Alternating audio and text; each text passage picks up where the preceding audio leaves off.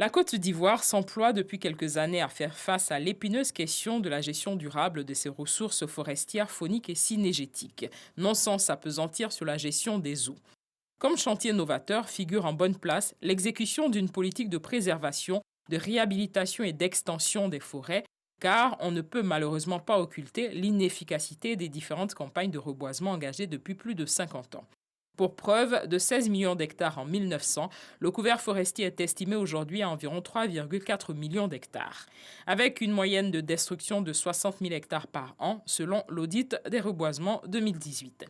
Seuls 500 000 hectares de forêt ont été reboisés en 50 ans, ce qui représente une couverture forestière en deçà du taux minimal de 20% nécessaire à la Côte d'Ivoire pour être un pays écologiquement viable.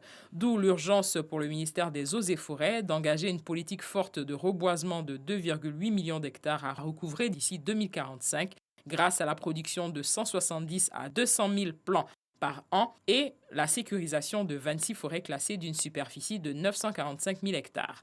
Toute action qui nécessite aujourd'hui l'implication des populations et l'adhésion du secteur privé, notamment dans la mise en place d'une agroforesterie. Pour ce qui est de la gestion durable des ressources fauniques et synégétiques, entendez ressources qui concernent souvent le grand gibier, le petit gibier et le gibier d'eau, le tableau est plus fourni. En témoigne la diversité des espèces. 244 espèces de mammifères, 723 espèces d'oiseaux, dont 134 espèces migratrices, 187 espèces de reptiles, comprenant les reptiles et les amphibiens.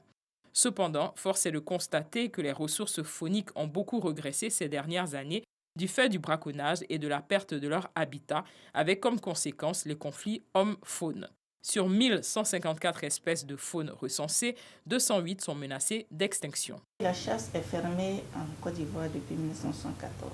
Il s'agit aussi de la chasse traditionnelle. Mais la chasse traditionnelle devait respecter les périodes d'ouverture et de fermeture des autres formes de chasse comme la chasse sportive.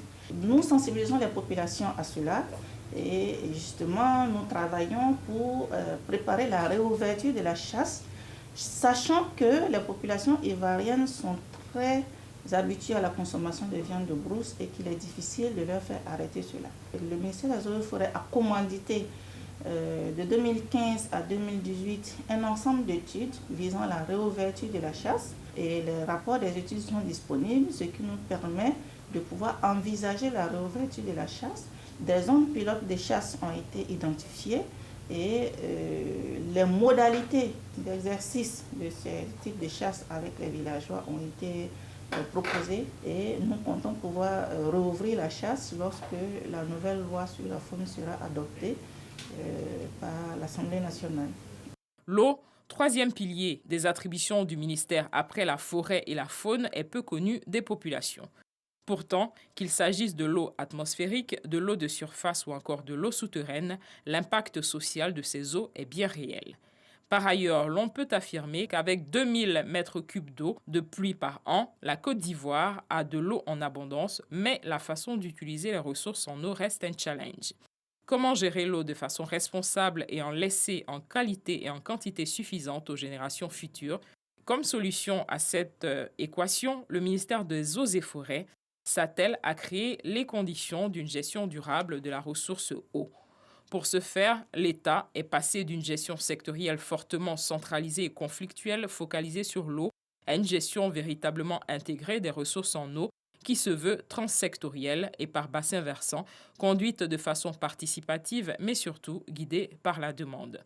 Au total, des plans d'action qui devront se muer en actions concrètes sont proposés pour sécuriser les ressources forestières, fauniques et les ressources en eau. Ce sont entre autres la mise en place urgente d'actions concrètes de soutien d'envergure nationale, de cadres juridiques et réglementaires clairs, sans omettre les moyens humains et matériels à renforcer.